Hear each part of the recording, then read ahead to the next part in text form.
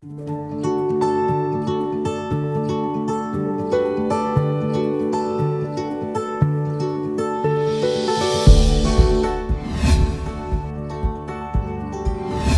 kan dimasukin penjara gitu. Kan tidak gampang untuk menyiduk seorang Vicky Prasetyo ini, nggak gampang gitu.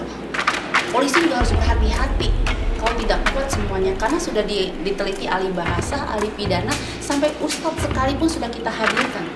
Alhamdulillah titik terang itu sudah ditemukan sekarang, walaupun sebelumnya sudah ada penetapan tersangka dari pihak kepolisian dan berkasnya naik dan harus disidangkan di pengadilan, dan ini merupakan satu tindak pelanggaran hukum pidana, yaitu fitnah melalui IT yang dilakukan oleh Vicky Prasetyo terhadap saya dan Angelina. Itu saya harus berusaha move on, saya harus berusaha untuk menghadapi semuanya, saya harus berusaha untuk angkat kepala saya untuk bisa terus menjalani hidup ini gitu loh. Saya akan minta pertanggungjawaban semua, termasuk pengacaranya yang nendang pintu saya, manajer dia yang masuk juga di rumah saya, yang melakukan juga onar di dalam rumah saya dan menjebol pintu saya, adik-adiknya, sepupunya, semua, karena semua ada bukti CCTV itu. Dan yang merencanakan semua jebakan itu saya akan laporkan semuanya. Jadi beberapa bulan yang lalu saya membuat laporan terhadap adiknya Vicky Prasetyo itu, terhadap dia juga melakukan fitnah melalui IT, saya dikatakan melakukan ini dan itu segala macam. Laporan itu ada dan saya dan masih berjalan juga. Cuma kan semua itu kan prosedur, satu-satu yang diselesaikan. Ini kasus abangnya dulu yang selesai sekarang saat ini. Mungkin minggu depan atau bulan depan adiknya juga bisa kasusnya itu naik. Lihat memang keluarganya ini nggak ada rasa jerahnya ya, nggak ada efek jerahnya juga gitu. Dengan berkali-kali Vicky Prasetyo ini melakukan kejahatan dan didukung oleh keluarganya. Dan saya tuh tahu banget, saya kenal mereka semuanya. Setiap kali Vicky Prasetyo menipu orang, itu yang menerima uang adalah keluarganya semua. Dan mereka tahu semuanya. Kenapa saya membawa nama keluarga? Saya dan tim kuasa sudah menyiapkan semua barang bukti untuk melaporkan pengacara dia yang masuk ke perkarangan rumah saya. Ada manajer bandnya yang tendang pintu saya, dan juga ada adik-adiknya dan sepupunya dan semua yang masuk ke dalam rumah saya yang melakukan onar. Termasuk ibunya kan masuk di itu garasi, teriak-teriak juga kan. Itu semua terekam CCTV. Semua yang masuk ke rumah saya nanti mereka harus bertanggung jawab.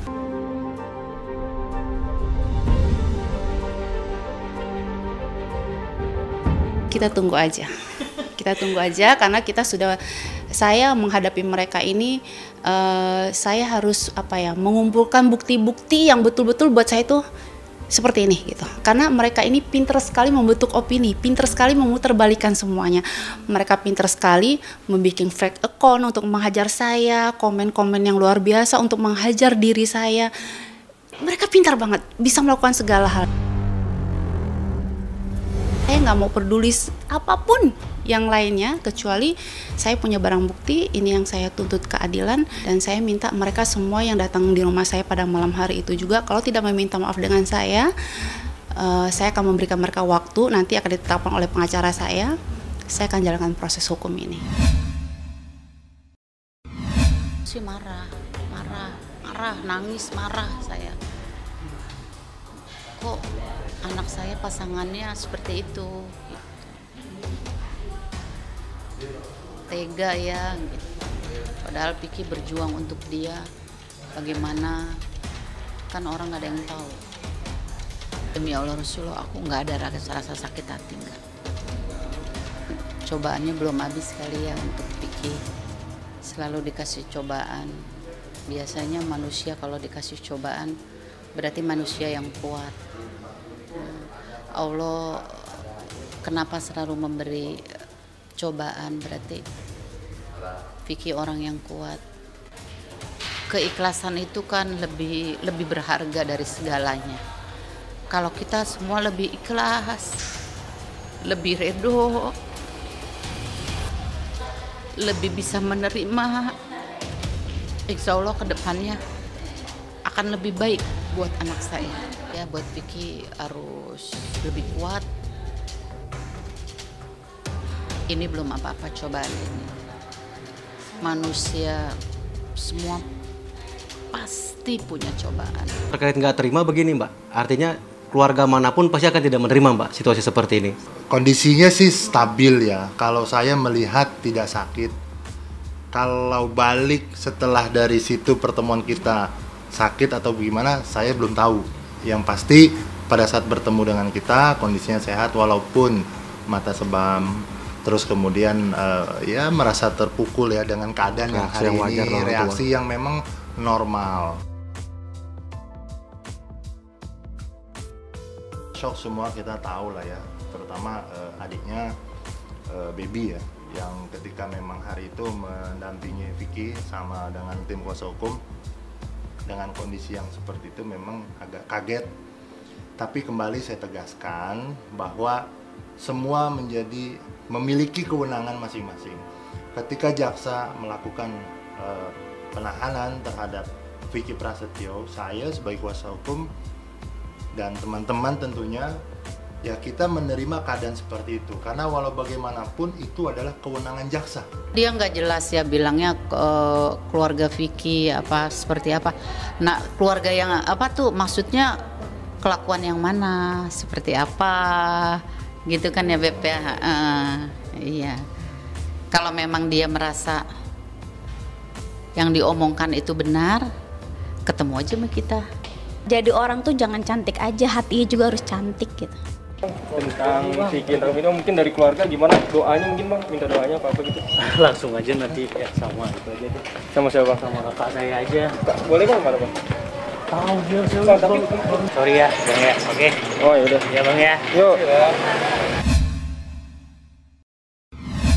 Ya, karena betul kata Bunda Santi ya, karena Aurel itu mau bernyanyi dengan kondisi yang dia alami. Mungkin dengan lirik-liriknya itu yang saya udah dengar, ya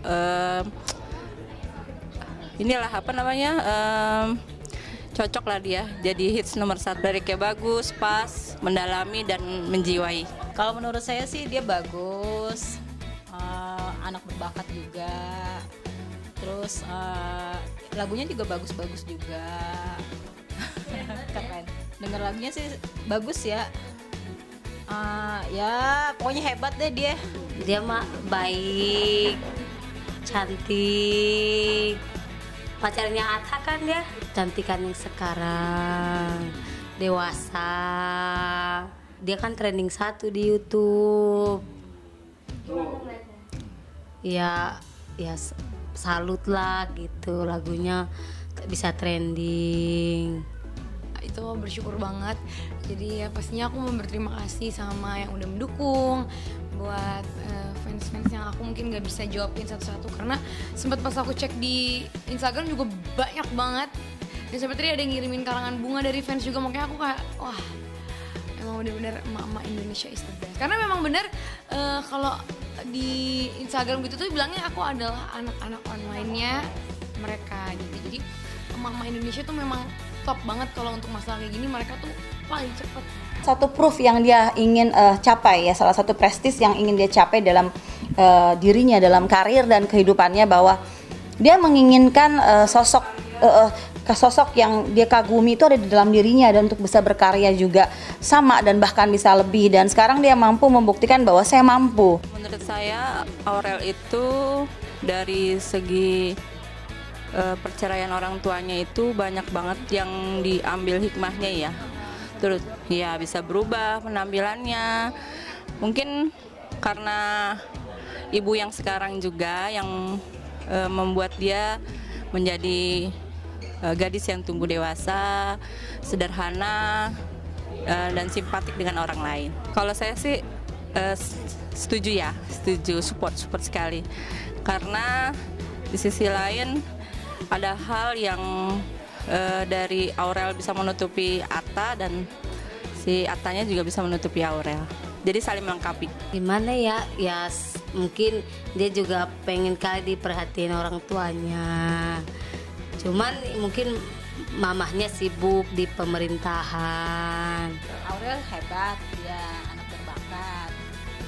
walaupun keluarganya orang tuanya sibuk ya, sedangkan Miminya juga sibuk di pemerintahan.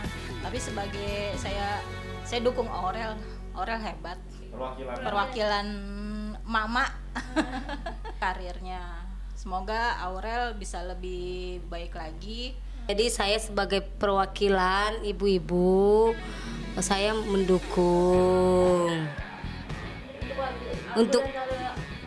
untuk karirnya dan lagunya. Semoga sukses tuh ke depan. Kita lihat di sini, memang kan untuk Aurel sendiri belakangan ini memang lagi tertimpa banyak tantangan nih kalau kita lihat.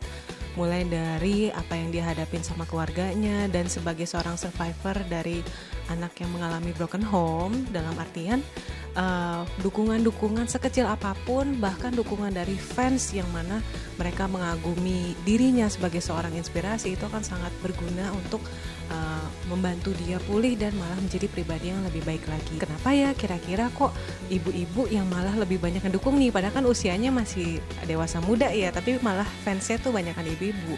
Bisa kita lihat dia kan salah satu contoh survivor dari anak-anak yang mengalami keretakan dalam rumah tangga.